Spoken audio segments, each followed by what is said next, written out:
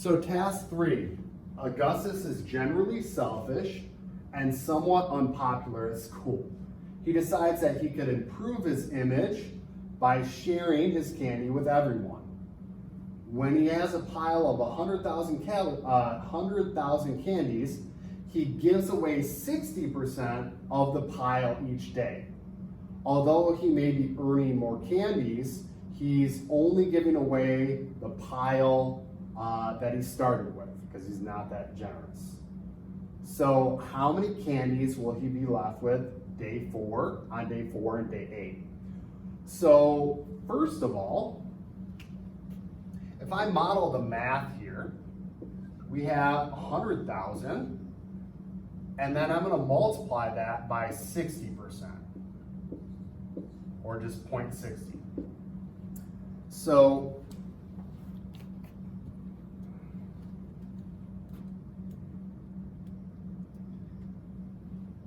that's 60,000 candies.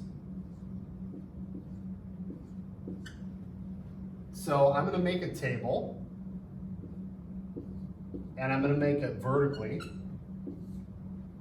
So day 0, he started with 100,000 calories. Now, if he gave away 60,000, I would take the 100,000 and then subtract 60,000. And then that's going to give me 40,000. So day 1, he has 40,000. And then day 2. And I added a label for the candies so that you know what that is. So day 2, he's going to take the 40,000 and give away 60% of that. So I'm going to have my 40,000. And then I'm going to multiply by 60%, so times 0.60.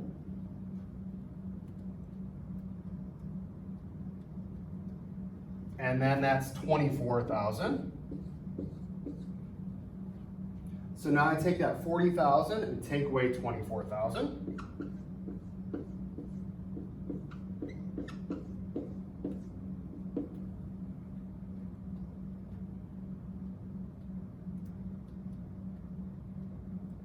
And I got 16,000.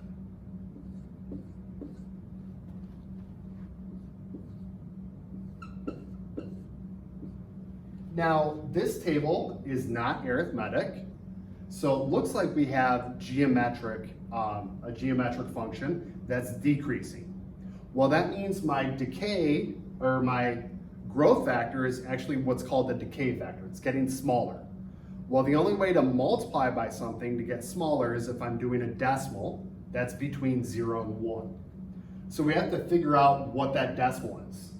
Now, I made this mistake of thinking 60%, well, R equals 0.60. And then I modeled that with an equation. But let's look at that. So if I go from 100,000 to 40,000, what do I multiply by? Well, what you can do is take the 40,000 and divide it by 100,000. So you take the next term and divide it by the previous term. So to get R, we take 40,000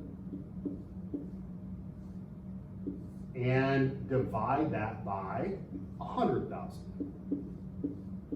Or what I'm doing is taking, I'll call this A sub 0, or A sub 1, the next term, A sub 1, and dividing by A sub 0. You could also take A sub 2 and divide it by A sub 1. So when you do that division,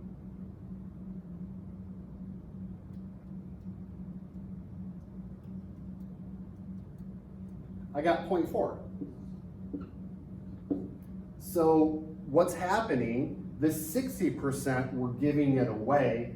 That means we have 40% that's staying left, that is left there. So this growth common ratio, or the decay factor, is actually 0.4. So now to model that, with an equation to answer the questions how many on day 4 and day 8, what we can do is go y is equal to, remember, a sub 0 times r to the n. So we just need to substitute in our numbers, and that will actually answer number 7. So y is equal to 100,000 times 0.4 to the n. And then to answer question 6, we can substitute in 4 and 8 into our equation. So over here, we can go y equals 100,000 times 0.4 to the 4th power.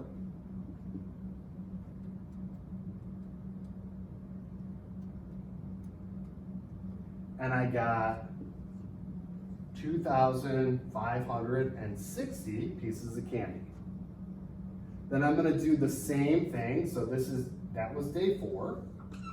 And now I'm gonna do the same thing, but instead of 100,000 times 0.4 to the 4th power, I'm gonna go back, put that in, and change the 4 to an 8. And the other one is y is equal to 65.536. And then I'm just gonna round that. And I'm just gonna round down, because if you had 65.5, you could round that up to 66. But I would think you don't count that as a whole piece of candy, so you'd say you'd have 65 candies.